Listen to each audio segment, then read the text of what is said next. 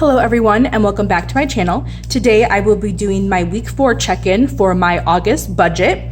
And as you previously saw, you probably didn't see that I did not post a week 3 check-in because I was actually on vacation and didn't really have a time or place to film. So I'll quickly go over and summarize my week 3 here. So overall, I was pretty good.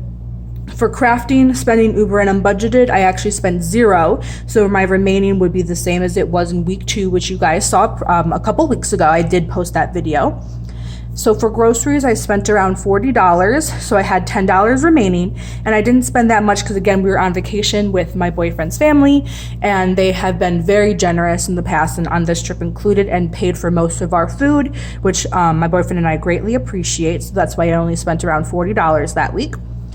However, for household, I did spend a lot. My boyfriend and I recently moved in together and we purchased a bed actually. So that's why this was so high, but it barely covered what I had budgeted for. So I had $2.34 left over, and I kind of figured that because I had so little left over, I wasn't going to spend any more money that month because I couldn't afford it. So that's why I already went ahead here and filled in this household. So I spent $0, and I actually did do that. I didn't spend any more money on household this month, and then that leaves at the end of the month $2.34 left over.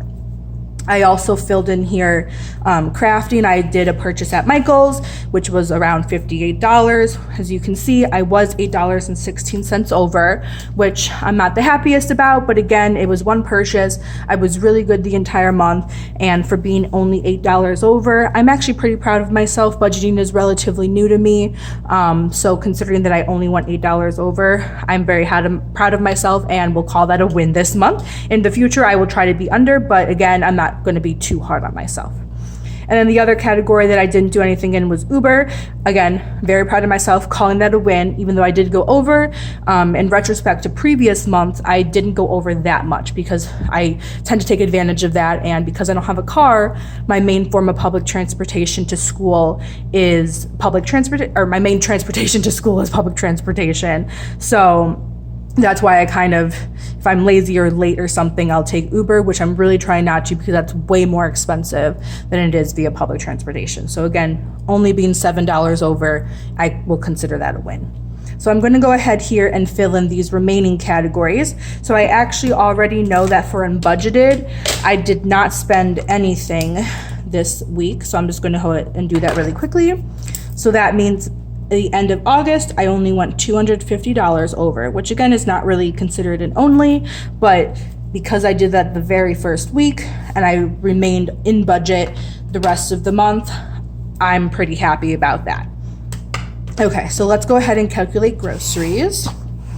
So as you can see here, the 4th week is just the 25th through the 31st.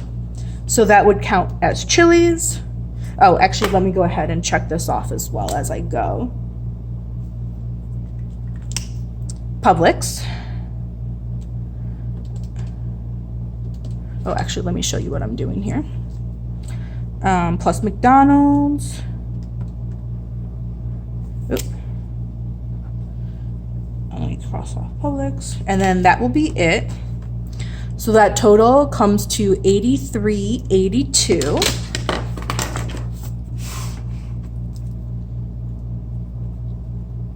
And I knew a while ago, I would say starting week 2, that I was going to run out of groceries, and that's okay. So let's see here. So actually, I don't need a calculator for this. So because I had $10 over and I spent 83, I was over by 73.82, which was partially my fault. I didn't really consider the fact that I would be here the month. So basically, I just was ill prepared when I made my grocery budget for the month. I made it too low. So about halfway through the month, I knew that I made it too low. So I tried to keep it low enough and under budget, but I knew that it was just going to go over. And as I believe I previously mentioned, food is a category where I don't feel guilty about going over in. I mean, granted, if I do go out to eat and buy takeout and stuff too often, then I'll feel guilty. But at the end of the day, I need to eat. So I'm not going to be too hard on myself for ever going over in food, but that's just my take personally. So the other category here is spending. So let's go back here. let's see here, Amazon, I purchased a gift card for $50 because they were actually having a promotion where if you purchase a $50 gift card, you get $15 in credit back. So you spend 50 to get 65. So in my book, that was a win. I took advantage of that. So that was $50.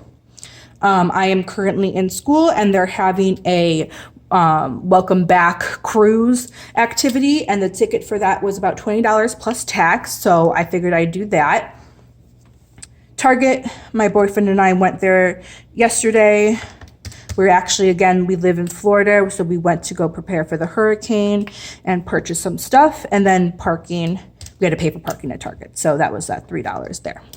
So my spending this week comes to $133.95, which was definitely over budget. But again, the majority of that was hurricane prep, which you could consider that an emergency, but I'm trying really hard not to touch my emergency budget. And because I knew that I went under in some of my other categories, that I just figured I'd lump it all into spending and not touch that emergency fund. So because I budgeted $100 for spending, I went $33.95 over, which again, not the end of the world. As you can see here, overall, let's see here, 5 out of my 6 categories are in red, meaning over. But because I had an unexpected increase in income this month, this is actually going to be covered. So although I did go over in a couple categories, if you do the net total for the entire month, I did not go over. So I'm very thankful for that additional income.